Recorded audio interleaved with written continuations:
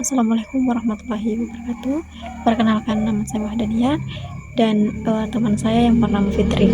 Nah, baik teman-teman, pada kesempatan kali ini kami akan membahas terkait proses pembelajaran dan aktivitas pembelajaran di dalam kelas. Nah, jadi tentunya teman-teman sekalian perlu tahu apa sih itu belajar. Nah, belajar itu merupakan perubahan emosional yang mengaitkan kemampuan untuk merubah diri baik secara fisik maupun badaniah atau atas dorongan diri sendiri. Nah, adapun pendapat lain yang mengatakan bahwasanya pendidikan itu merupakan peran penting yang harus dipertahankan dalam kehidupan sekelompok umat manusia di tengah-tengah persaingan yang semakin ketat antara bangsa-bangsa yang lainnya. Nah, di mana teman-teman perlu tahu bahwa pembelajaran itu tidak hanya bersifat formal.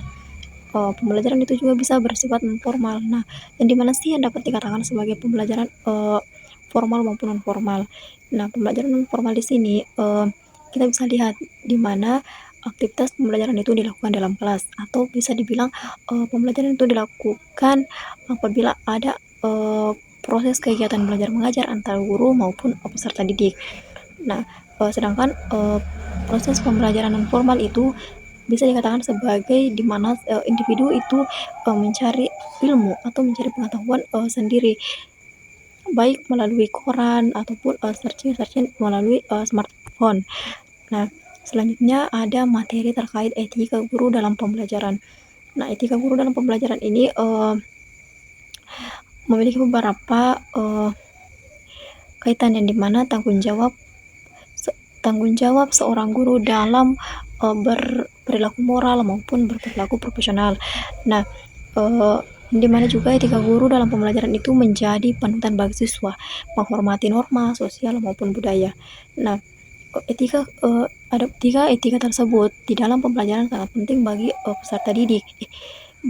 Bagi peserta didik apabila diberikan oleh gurunya. Nah, makanya itu dapat dikatakan sebagai etika guru, karena dari etika guru tersebut ini sangat berpengaruh untuk peserta didiknya. Nah, selanjutnya ada pengetahuan dan penguasaan teknis guru.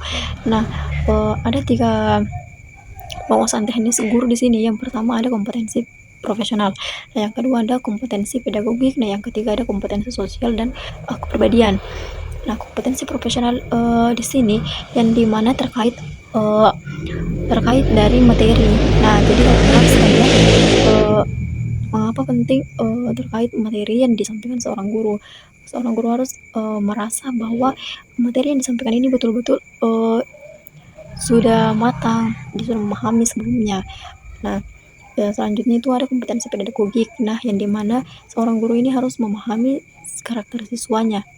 Nah, yang kita tahu bahwasanya karakter siswa di dalam kelas itu tidak semestinya sama. Tentunya ada perbedaan di dalam kelas tersebut. Nah, selanjutnya ada kompetensi sosial dan kepribadian. Nah, yang dimana seorang guru di sini dilatih dalam mengelola kelas, dalam bersikap teladan dan sebagai motivasi dan role model terhadap siswanya. Saya akan melanjutkan penjelasan dari Wahdania terkait proses pembelajaran dan aktivitas pembelajaran di kelas. Nah, di mana proses pembelajaran dan aktivitas pembelajaran di kelas ini terdapat peran guru dalam pembelajaran. Yang pertama itu fasilitator, memandu dan menyediakan lingkungan kondusif. Guru harus menciptakan lingkungan belajar yang kondusif, di mana siswa merasa nyaman dan termotivasi untuk belajar, sehingga guru perlu menyediakan berbagai sumber belajar dan metode yang sesuai agar siswa dapat mengeksplorasi materi dengan baik. Dengan cara ini, siswa dapat belajar secara aktif dan mandiri serta mengembangkan keterampilan berpikir kritis. Yang kedua itu evaluasi, menilai proses dan hasil belajar, di mana evaluasi ini tidak hanya dilakukan melalui ujian atau tes, tetapi juga melalui pengamatan terhadap partisipasi siswa dalam kelas, tugas yang dikerjakan, dan proyek yang dilakukan. Dengan melakukan evaluasi yang komprehensif, guru dapat memberikan umpan balik yang konstruktif kepada siswa sehingga mereka dapat mengetahui kekuatan dan kelemahan mereka dalam belajar. Yang ketiga itu motivator, mendorong semangat belajar siswa Nah, di mana guru juga berperan sebagai motivator yang mendorong semangat siswa. Jadi, mereka harus mampu menginspirasi dan memotivasi siswa agar bersemangat dalam belajar meskipun menghadapi tantangan. Nah, di sini guru dapat melakukan dengan memberikan pujian, menciptakan suasana belajar yang menyenangkan, serta menunjukkan relevansi materi pembelajaran dengan kehidupan sehari-hari siswa. Yang baik, selanjutnya itu strategi pembelajaran. Nah, yang pertama itu pendekatan. Di dalam pendekatan ini terdapat inovatif, interaktif, dan kolaboratif. Nah, inovatif berarti guru harus mencari cara-cara baru dan kreatif dalam menyampaikan materi agar siswa tidak merasa bosan dan lebih tertarik untuk belajar. Nah, interaktif di sini menunjukkan bahwa pelajaran harus melibatkan partisipasi aktif dari siswa. Ini bisa dilakukan melalui diskusi, tanya jawab, atau kegiatan kelompok, sehingga siswa merasa terlibat dan memiliki kesempatan untuk berbagi pendapat. Nah, kolaboratif berarti mendorong siswa untuk bekerja sama dalam kelompok. Dengan cara ini mereka belajar dari satu sama lain, mengembangkan keterampilan sosial dan memperkuat pemahaman mereka terhadap materi. Nah, yang kedua itu metode. Nah, dalam metode ini terdapat ceramah, diskusi, atau demonstrat, di mana ceramah ini metode tidak melibatkan guru yang menyampaikan informasi secara langsung kepada siswa. Meskipun efektif untuk menyampaikan banyak informasi, metode ini perlu diimbangi dengan cara lain agar siswa tetap terlibat. Nah, diskusi. Dalam metode ini, siswa diajak untuk berdiskusi tentang topik tertentu. Diskusi memungkinkan siswa untuk mengungkapkan pendapat, bertanya, dan mendengarkan pandangan orang lain sehingga memperdalam pemahaman mereka. Nah, demonstrasi di dalam metode ini melibatkan guru untuk menunjukkan cara melakukan sesuatu seperti eksperimen atau penggunaan alat. Dengan melihat langsung, siswa dapat lebih memahami konsep yang diajarkan.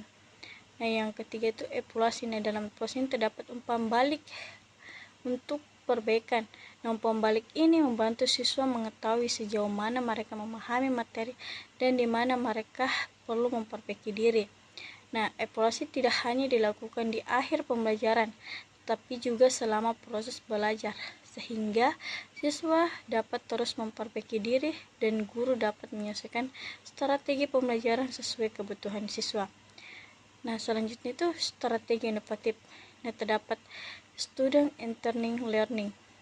Nah, pendekatan ini menempatkan siswa sebagai pusat dari proses pembelajaran. Proses dan pembelajaran dalam SK ini, guru berperan sebagai fasilitator untuk membantu siswa dalam menemukan dan membangun pengetahuan mereka sendiri. Yang kedua itu problem based learning.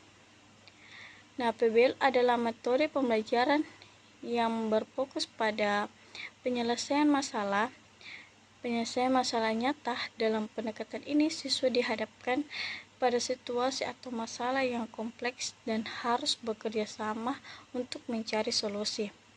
Yang ketiga itu teknologi dalam pembelajaran, digital learning.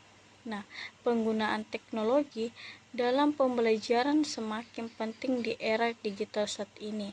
Digital learning itu mencakup berbagai alat dan platform seperti aplikasi pembelajaran, video pembelajaran, dan sumber daya online. Nah, teknologi memungkinkan siswa untuk belajar dengan cara yang lebih fleksibel dan interaktif. Misalnya, mereka dapat mengakses materi pembelajaran kapan saja dan di mana saja, serta berpartisipasi dalam diskusi online.